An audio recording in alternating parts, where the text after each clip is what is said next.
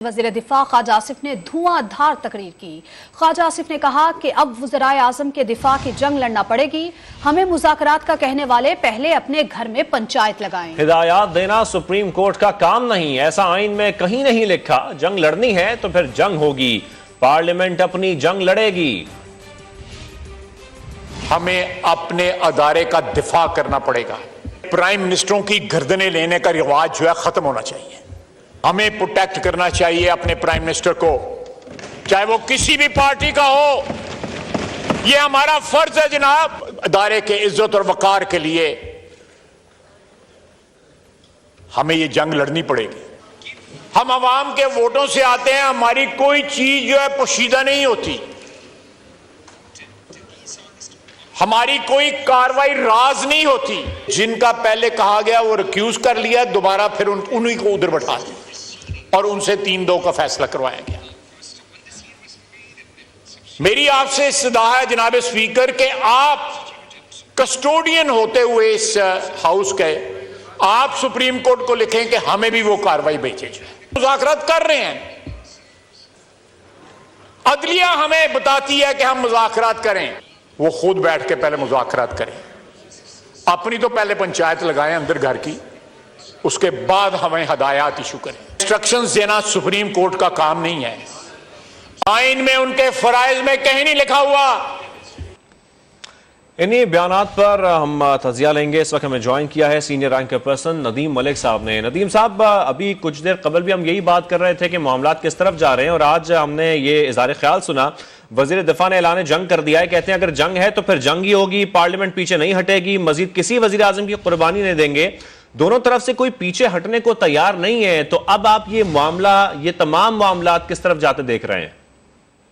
देखिए कि पार्लियामेंट के अंदर इस कदर सख्त लहजे के अंदर अदलिया को ललकारना पहले तो ये मुनासिब नहीं है, क्योंकि सुप्रीम कोर्ट अगर आप कमजोर कर देते हैं, अदलिया का वकार मजरू हो जाता है, उसके किए हुए फैसलों की कदर नहीं रहती, लोग उसको चैलेंज करते हैं सड़कों और बाजारों के ऊपर, तो फिर पाकिस्तान का नुकसान है। ये तो अवलीन बात यह है कि ये मामला अक़ामत तस्लीम छाल करने की जिम्मेदारी इस वक्त जो है वो पार्लियामान के ऊपर भी है, अदलिया के ऊपर भी है, सियासी जमातों के ऊपर भी है। अदलिया ने कुछ ऐसे मामलात में हाथ डाला है जो मैं बार बार कहता हूँ कि सियासी तनाज़ात के अंदर अदलिया को नहीं आना चाहिए।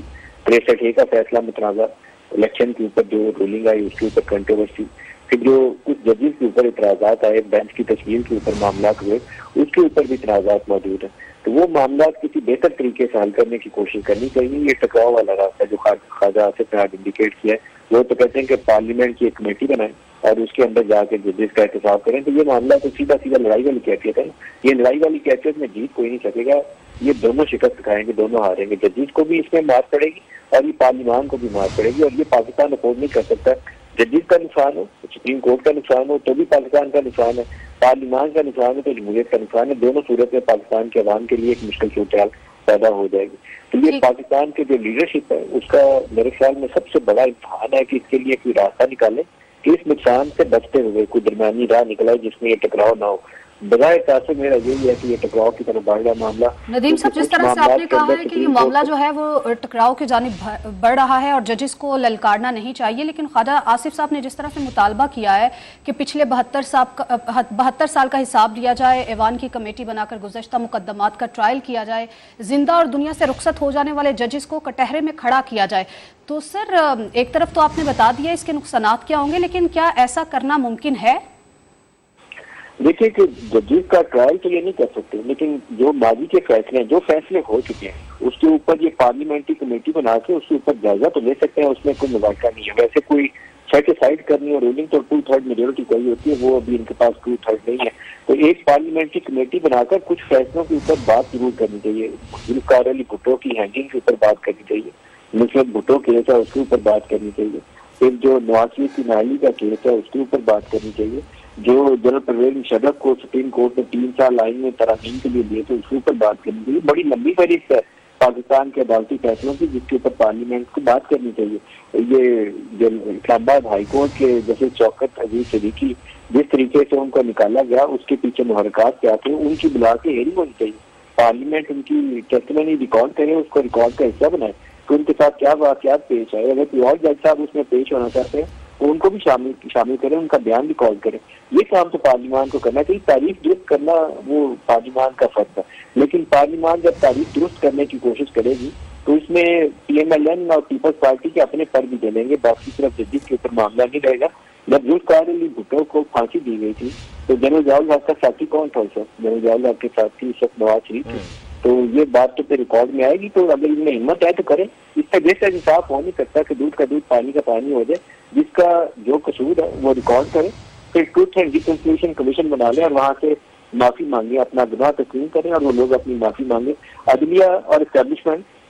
नदीम साहब, अभी कुछ देर कबल भी हम यही बात कर रहे थे कि मामलात किस तरफ जा रहे हैं, और आज हमने ये इज़हार ख्याल सुना, वजीर दिफा ने ऐलान जंग कर दिया है। कहते हैं अगर जंग है तो फिर जंग ही होगी, पार्लियामेंट पीछे नहीं हटेगी, मजीद किसी वजीर आजम की कुर्बानी नहीं देंगे। दोनों तरफ से कोई पीछे हटने को तैयार नहीं है। तो अब आप ये मामला, ये तमाम मामलात किस तरफ जाते देख रहे हैं?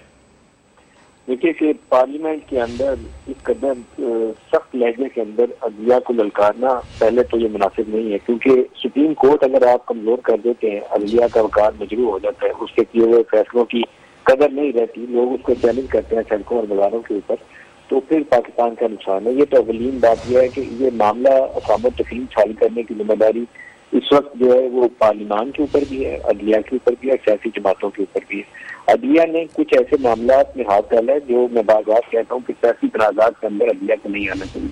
63A का फैसला में तनाज़ा, इलेक्शन के ऊपर जो रूलिंग आई उसके ऊपर कंट्रोवर्सी, फिर जो कुछ जजेस के ऊपर इतराज़ात आए, बेंच की तश्कील के ऊपर मामला हुए, उसके ऊपर भी इतराज़ात मौजूद है। तो वो मामला किसी बेहतर तरीके से हल करने की कोशिश करनी चाहिए। ये टकराव वाला रास्ता जो ख्वाजा आसिफ ने आज इंडिकेट किया है, वो तो कहते हैं कि पार्लियामेंट की एक कमेटी बनाए और उसके अंदर जाकर जजेस का एहतसाब करें। तो ये मामला तो सीधा सीधा लड़ाई वाली कैफियत है। ये लड़ाई वाली कैफियत में जीत कोई नहीं सकेगा। ये दोनों शिकस्त खाएंगे, दोनों हारेंगे। जजेस को भी इसमें मार पड़ेगी और ये पार्लियामान को भी मार पड़ेगी, और ये पाकिस्तान अफोर्ड नहीं कर सकता। जजेस का नुकसान हो, सुप्रीम कोर्ट का नुकसान हो तो भी पाकिस्तान का नुकसान है, पार्लियामान का नुकसान हो तो जमहूरियत का नुकसान है। दोनों सूरत में पाकिस्तान के अवाम के लिए एक मुश्किल सूरत पैदा हो जाएगी। तो ये पाकिस्तान के जो लीडरशिप है उसका मेरे ख्याल में सबसे बड़ा इम्तिहान है कि इसके लिए कोई रास्ता निकाले कि इस नुकसान से बचते हुए कोई दरमियानी राह निकले जिसमें ये टकराव ना हो। बजाय तासुब मेरा यही है कि ये टकराव की तरफ बढ़ रहा मामला। नदीम साहब, जिस तरह से आपने कहा है कि ये मामला जो है वो टकराव की जानिब बढ़ रहा है और जजेस को ललकारना नहीं चाहिए, लेकिन ख्वाजा आसिफ साहब ने जिस तरह से मुतालबा किया है कि पिछले 72 साल का हिसाब दिया जाए, ऐवान की कमेटी बनाकर गुज़श्ता मुकदमात का ट्रायल किया जाए, जिंदा और दुनिया से रुखसत हो जाने वाले जजेस को कटहरे में खड़ा किया जाए, तो सर एक तरफ तो आपने बता दिया इसके नुकसानात क्या होंगे, लेकिन क्या ऐसा करना मुमकिन है? देखिए कि जजेस का ट्रायल तो ये नहीं कर सकते, लेकिन जो माजी के फैसले हैं, जो फैसले हो चुके हैं, उसके ऊपर ये पार्लियामेंट्री कमेटी बना के उसके ऊपर जायजा तो ले सकते हैं। उसमें कोई मुबारका नहीं है। वैसे कोई सेटिसाइड करनी और रूलिंग तो 2/3 मेजोरिटी चाहिए होती है, वो अभी इनके पास 2/3 नहीं है। तो एक पार्लियामेंट्री कमेटी बनाकर कुछ फैसलों के ऊपर बात जरूर करनी चाहिए।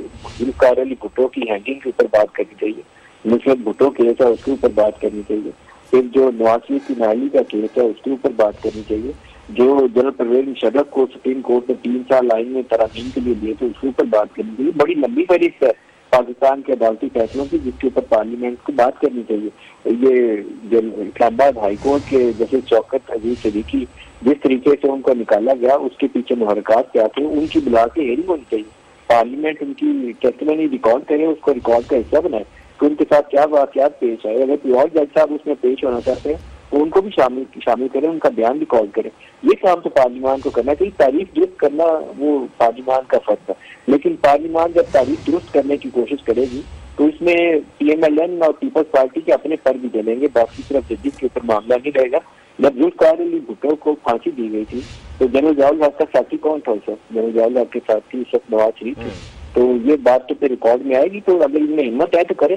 इसका जैसा इंसाफ हो नहीं सकता कि दूध का दूध पानी का पानी हो जाए। जिसका जो कसूर है वो रिकॉर्ड करें, फिर ट्रूथ एंड रिकंसिलिएशन कमीशन बना लें और वहां से माफी मांगे, अपना गुनाह तस्लीम करें और वो लोग अपनी माफी मांगे। अदलिया और एस्टेब्लिशमेंट। ठीक है नदीम मलिक साहब, बहुत शुक्रिया आपके तज्जिए के लिए।